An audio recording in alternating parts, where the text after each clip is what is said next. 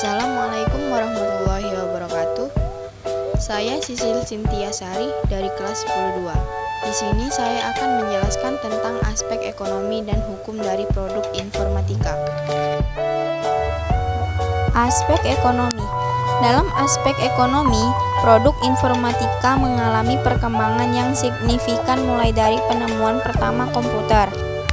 Seiring waktu berjalan, nyatanya teknologi yang memanfaatkan ilmu informatika juga kian bertambah. Aspek ekonomi dari produk informatika ini nilainya meningkat seiring dengan semakin canggihnya produk informatika. Aspek ekonomi dari produk informatika. Contohnya adalah komputer yang diciptakan dengan berbagai macam kekurangan dan operasi yang sederhana. Sekarang, komputer sudah banyak jenis dengan kemampuan-kemampuan mutakhir tertentu yang dibuat untuk memudahkan konsumen atau pengguna. Selain komputer, kita juga bisa melihat contoh aspek ekonomi produk informatika dari smartphone. Bukan hanya sekadar untuk komunikasi, perkembangannya jauh melampau. Berkat perkembangan tersebut, sekarang kita dapat menggunakan HP untuk bermain game, memperoleh informasi, membaca berita, buku, komik, hingga untuk sarana bertransaksi. Aspek hukum. Pada aspek sebelumnya, kebanyakan produk informatika dijelaskan lewat barang atau perusahaan yang memang menggunakan sistem komputasi. Berbeda dengan ekonomi, aspek hukum lebih mengacu pada hak hukum produk sebagai kepemilikan individu atau kelompok tertentu. Dengan begitu, ada landasan hukum yang melarang suatu produk informatika dibagikan secara cuma-cuma. Pelanggaran ini paling banyak terjadi di produk perangkat lunak yang dengan mudah diakses. Jenis lisensi hukum produk informatika. 1.